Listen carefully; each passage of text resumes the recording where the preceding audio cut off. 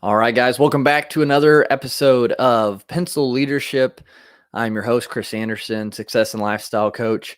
An exciting guest for you all today, this evening, whatever time you are tuning in.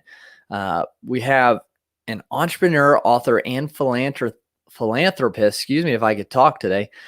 He's going to be sharing about his journey through a little bit through addiction, into what he does today and helping people live in their flow just to get more done, to be more successful. So I'm super excited to share his everything, his story, his expertise with you all. If you're watching this live, feel free to leave some comments for Michael Dash. That's our guest, and we'll get to him as we can. But guys, help me welcome Michael to the show. Thank you very much, Chris. Great to be here. Yeah, absolutely. Super excited to have you. Just digging into your story a little bit and what you do. I would love for you to share whatever you feel open to sharing with the audience. Sure. Well, it's a great day to give everybody a break from all the election coverage. So you couldn't have picked a better day to do this. I grew up the son of an entrepreneur. So I felt like this expectation upon me at an early age that I would have to follow in my dad's footsteps. And I ended up doing that. But along the way, I discovered gambling at a very early age of 11. My uncle introduced me, and I won the first bet that I ever made, and I was basically hooked from there. So that started a 20-year gambling addiction, which was basically about everything. You know, I started with gambling on football, but then I worked for my father as an 8, 9, 10, 11-year-old in his warehouse, and all the guys in the warehouse gambled.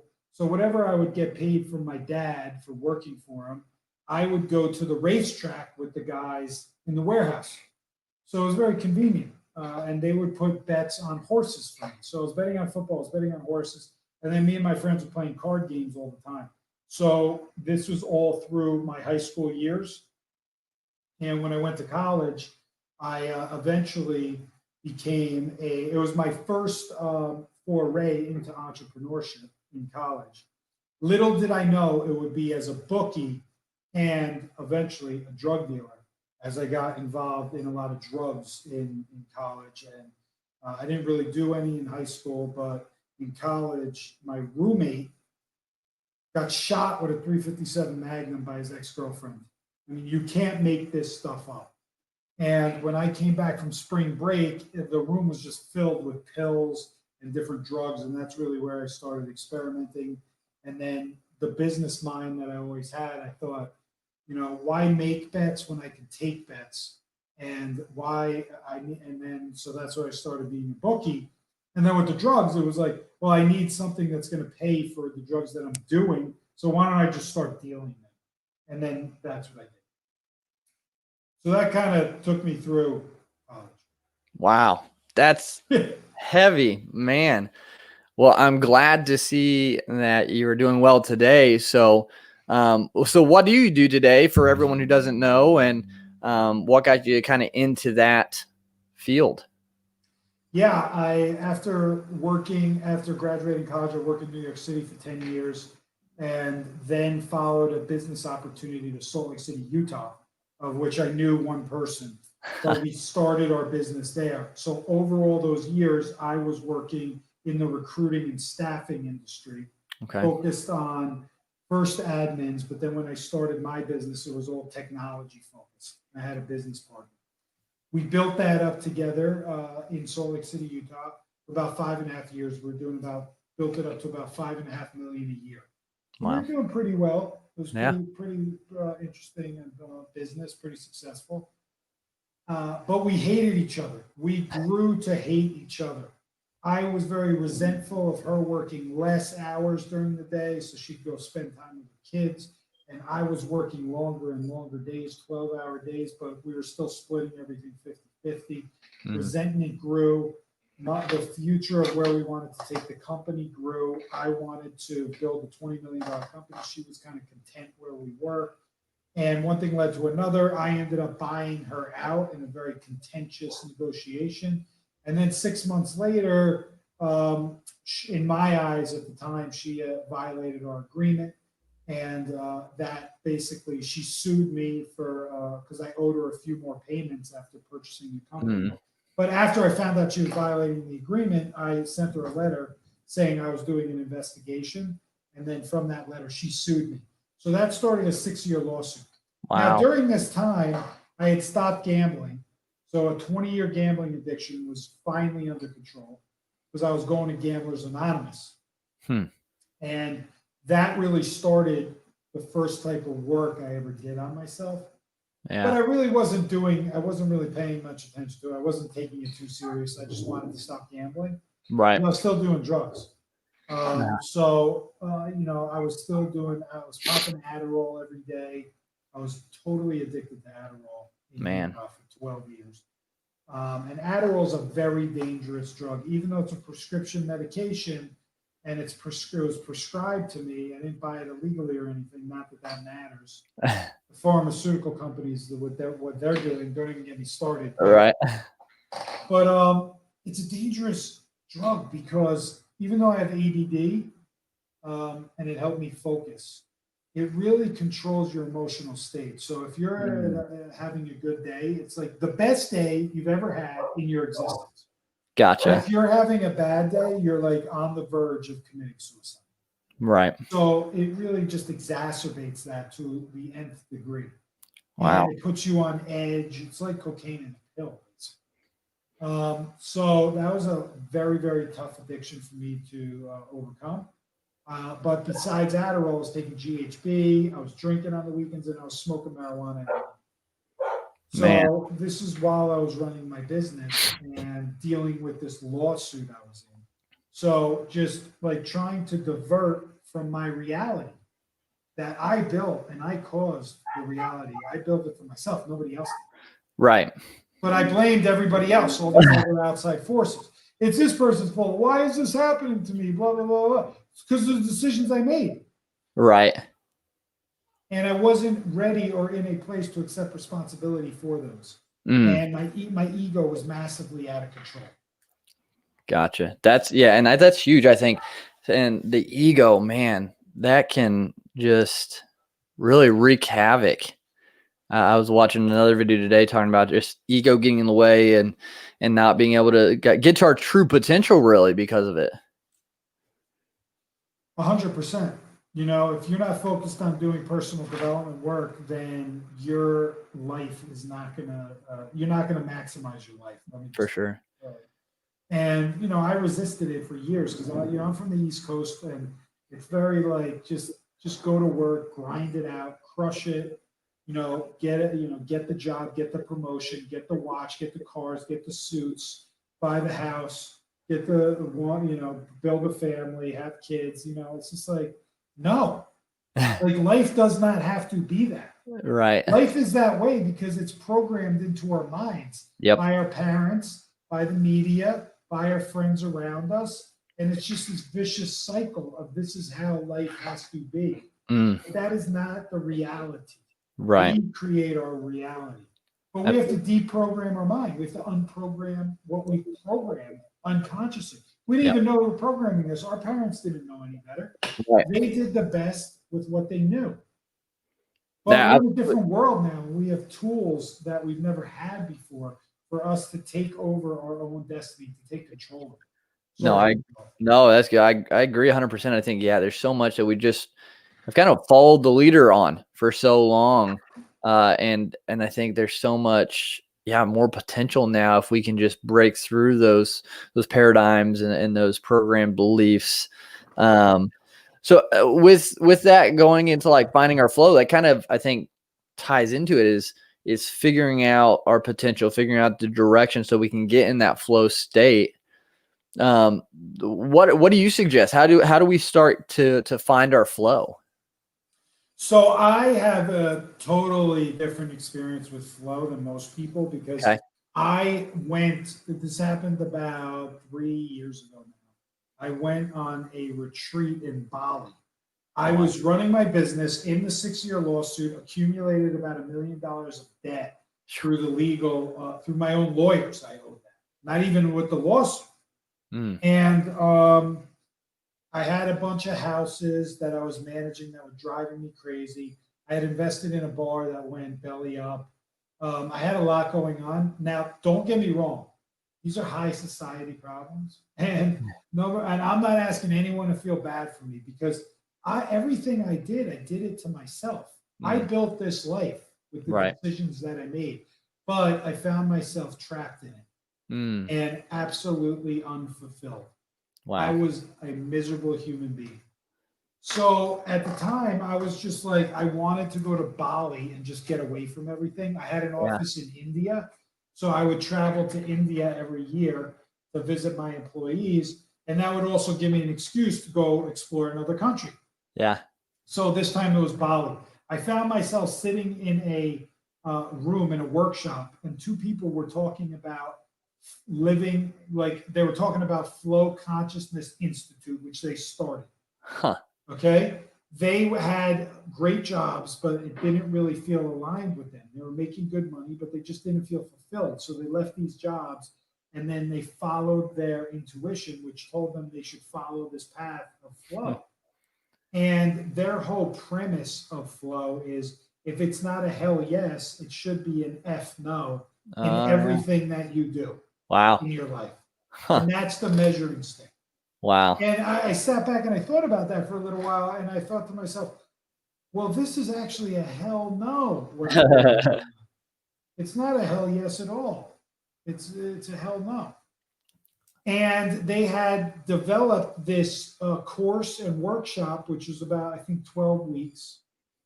And they, after I resisted hardcore what they were saying, because they were talking about how you can manifest your future and all the synchronicities in life, and that the energy that you put out is the energy you get back, and blah blah blah blah blah. And I just didn't believe in this BS because from back east, you're hardened, Yeah. and you're just taught one way, and that's just kind of what you know. And so I didn't believe in it, but I was in so much pain and personal turmoil and on the verge of like suicidal thoughts, and Yep. that I was just willing to try it. And I basically flew back from Bali to Salt Lake City thinking to myself, would it be so bad to live a different way? Huh. I Wow. just sat with that statement. Would it be so bad to live a different way? And the answer was, no, it would be great to live a different way. Yeah. It felt like this heavy burden I was carrying on my shoulders was slowly lifting Huh. that statement. So I took the course and I said, I'm not going to judge this. I'm going to put everything aside. And they took us through a process of clearing our limiting beliefs Mm. through tapping and EMDR. Okay. I'm not sure if you're familiar No, with what is that? So EMDR is this eye movement, this rapid eye movement Yep. back and forth Okay. while you're tapping, right? So you can tap all over your body, but Huh. specific gland Uh-huh. back of your between your neck and your spine on the Huh. right hand side. There's a gland there that you tap on, and releases this energy. Wow. So I'm tapping and I'm moving my eyes back and forth, and I'm releasing my limiting beliefs. So like Huh. a limiting belief would be like change is difficult.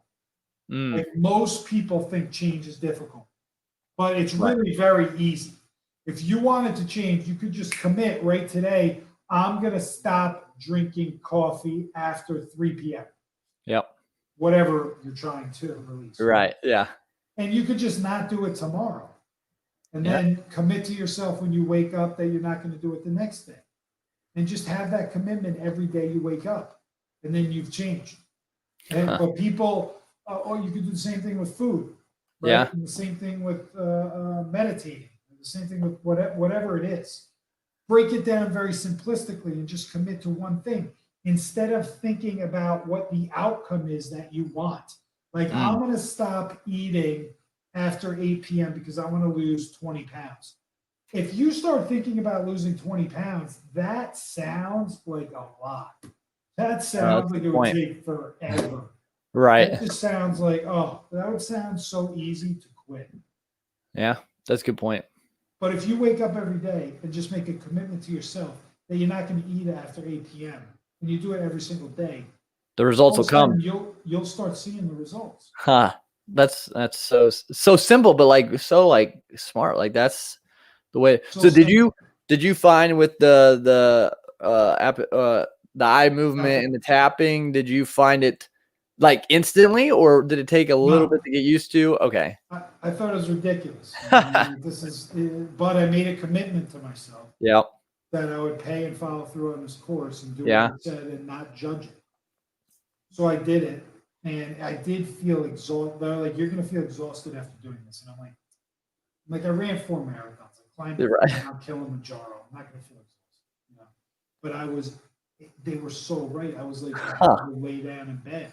Interesting. Doing this, and they clear, and you do this with all areas of your life. So you do it with finance and money, right? You do it with spirituality. You do it with health. You do it with sex. You do it with work. So you do it in all these, and you're journaling it too. So it's a whole process. Wow. And I eventually started like seeing shifts happening in my life. I was actually starting to manifest solutions to all the problems I was consciously trying to fix. Wow. I wasn't able to fix them, but I was able when I consciously tried to do it. Right. But when I started manifesting it, like solutions started to appear. I started to see the synchronicities in life that I laughed at before. Yeah. No, these things were not coincidences. They were synchronicities. Right. And they should be deemed as such. And magic started to happen. You see, the more you talk about something you want, the more opportunity you put yourself in position for it to happen. For the people around you to have experience or are able to help you to get to where you want to be. Yeah. That's called manifesting. That's how you manifest it. That's awesome. I love that. The more you think about it, the more you speak about it. Speak about it. Yes. The more you vision it, it's going to happen. It will happen. Because there will be people around you that can support you in that, and that may have gone down that path, and may have had advice, or that just can sit with it. But either way, that is how you can manifest things. And then as you're manifesting things, you're finding your flow. That's what allows you to find this flow state.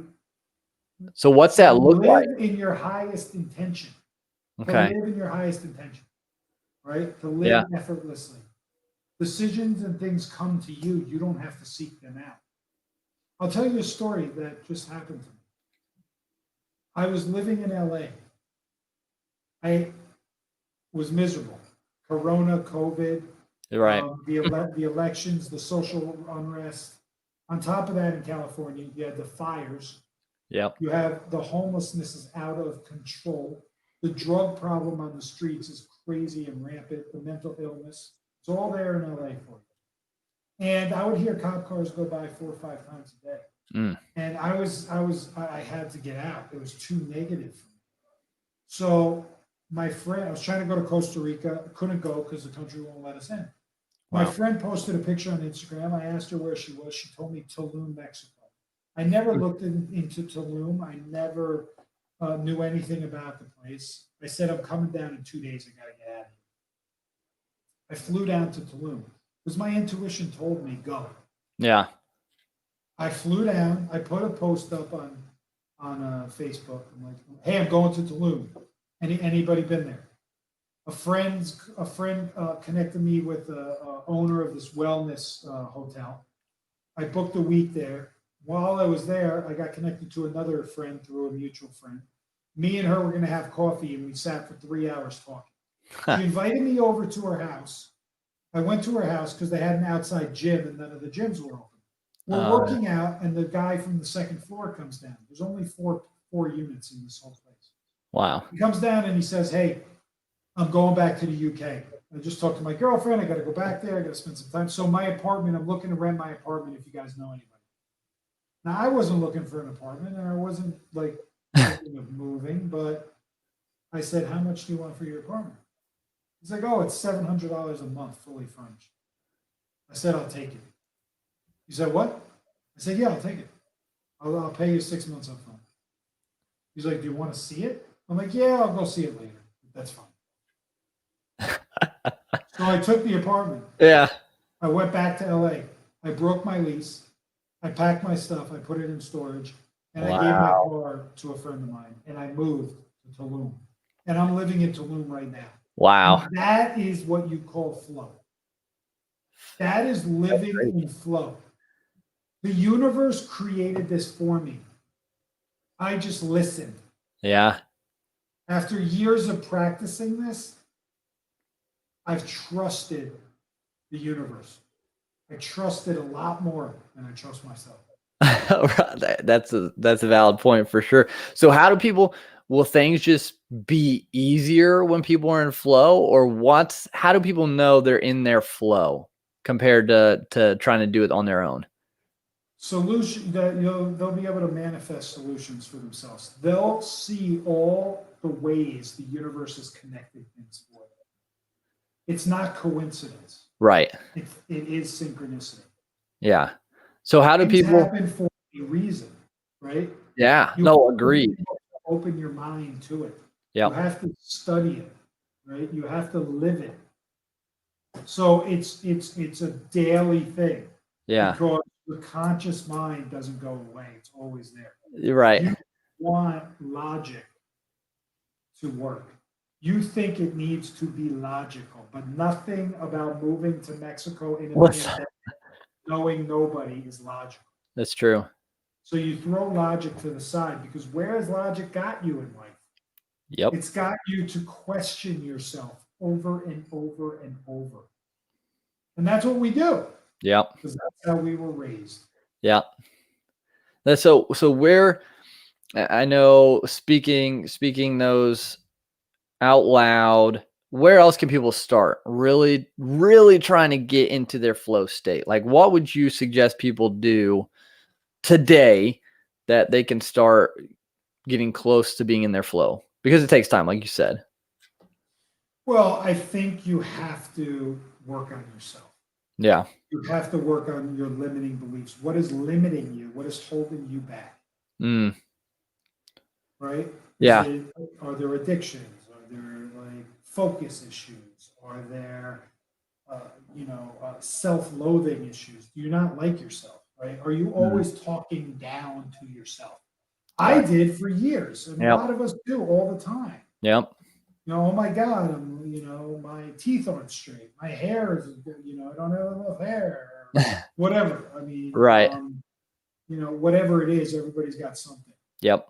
And you have to start elevating yourself, start Mm. talking about how good you are and Yeah. great you are. Like I started this, I was just looking for this book. I don't have it with me.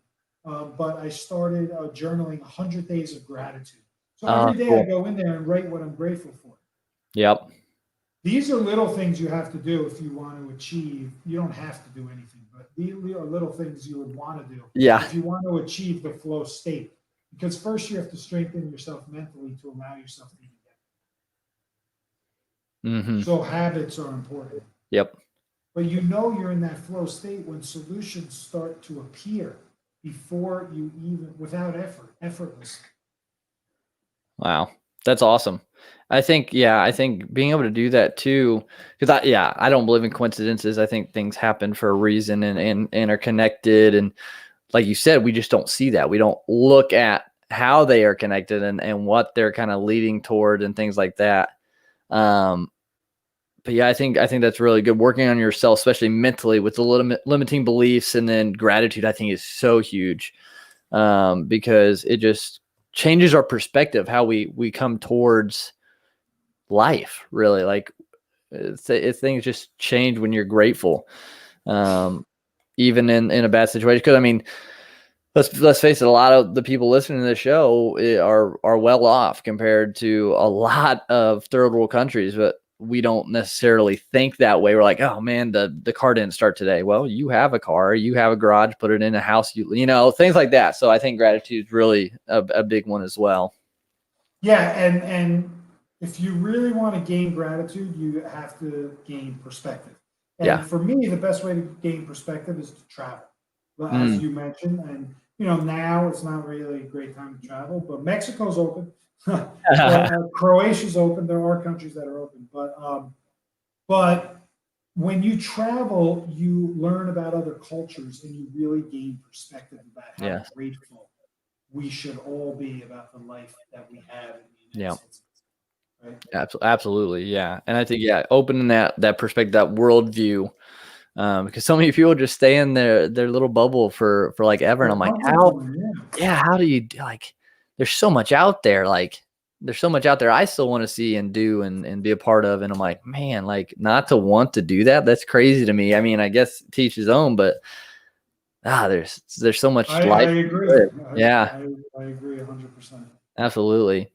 So no, I think getting in the flow state, I think it's something I've been working on trying to get into, continue to build, continue to work on myself, continue to be grateful for things. And so I'm excited as that continues to develop in myself. And for those listening, like just keep those habits, daily habits to work into that. And things really start to, it's crazy when things kind of do just quote unquote happen towards your goals and your kind of your path you're on. Yeah, I mean, I wrote a book called Chasing the High, and there's a chapter in there called The Habit of Habit Making. Awesome. I've gotten the most feedback on that chapter. There's also a chapter called Flow, and it talks about Nice. the flow. So, like, I've gotten tremendous feedback on those two chapters, and the habit is a muscle. You need to build it. Yes. Like, you have to build it, right? It just doesn't happen. Right. Same with unblocking yourself, like limiting beliefs. You have to think about these things.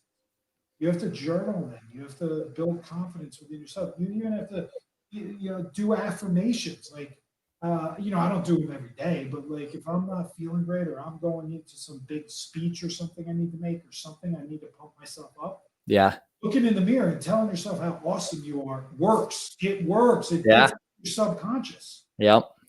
It's crazy. Weird, but it works. Right. Yeah. It's, I mean, you think about it, like an example I think of is when you see like these big, strong guys in the gym, like, and they're just yelling and screaming, but they're able to like really push through a lot of pain to get this weight up because they're pumping themselves up, like just by vocalizing, and getting that energy going. So it's almost kind of in the same path. Like you're pumping yourself up, like you're your biggest fan, and that kind of comes up with your confidence and everything.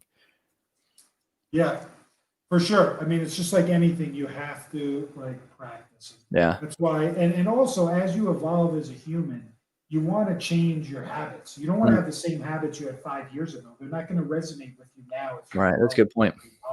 Which is the point of life. Yeah. Yeah. Right? Do the work because it'll pay off in the end and magical things will happen. Yeah. Yeah. I think, really shift those habits. Yeah. You shift as a person to bring in habits that really resonate with you and elevate. That's so good because I think we can always learn. We can always be better. Like I always say, 1% better each day. Like continually try to get better and grow because I think even when we do that, I sometimes I think we still can fall short of our true potential. Like because I think there's so much more out there, and we're just like on the surface of it. And so just beating at the door every day to try to get through and try to grow in that regards for sure. Yeah, 100%. Well, that's awesome. Well, Michael, it's been a great conversation. I would love for you to share. I know you mentioned your book, but mention it again and where people can find it and then where people can connect with you to just stay connected and learn more about what you do. Well, perfect timing because I happen to have a copy in my hand. Awesome. Perfect. Yeah, it's called Chasing the High, an entrepreneur's mindset through addiction, lawsuits, and his journey to the edge. This is actually a picture I took at the top of Mount Kilimanjaro when I climbed it with Leukemia Lymphoma Society. I was raising funds for them. And if you ever get a chance to do that, one of the best experiences of my life. You can find the book on Amazon or Audible. I read it on Audible. And Amazon, you could just go to www.chasingthehighbook.com. And then my website is www.michaelgdash.com. And I'm on all social media, Instagram's M-1, MDASH1, and then Facebook and LinkedIn. Awesome. Standard Michael Dash. Perfect. Awesome. Yeah, guys, check that book out. I'm excited to get that one and dive into it. Connect with Michael through social media. Check out his website. Just stay connected. It's really good getting in that flow state and learning how to just continually improve ourselves. Michael, before we do say goodbye for today, I asked my guests one question based on the 5th trait of pencil leadership. So that is being that we're all created uniquely and with a purpose. To leave a positive mark. And so at the end of the day, when everything is said and done for you on earth, what do you hope your mark is? I want to bring fun. Even though we talked about a lot of serious stuff today, Yeah, I want to bring fun into people's lives. that's awesome. I love it. I think that fits in the flow state though. Fun and joy. Totally. Absolutely. I mean, I'm very I believe in humor, and even in very serious times. Also, Gotcha. you can't take things too serious. Like, Right. you have to be able to smile and laugh and enjoy. Schedule fun into your calendars. You got to schedule. You do, because yeah, time gets away from you. I love that, Michael. So thank you so much for sharing and being on Pencil Leadership today. Guys, if you like this, share it. Go subscribe to the podcast so you can stay up to date with what's going on, and also share this with someone who could use it, could benefit from learning it. Again, Michael, thank you so much. And guys, let's go out and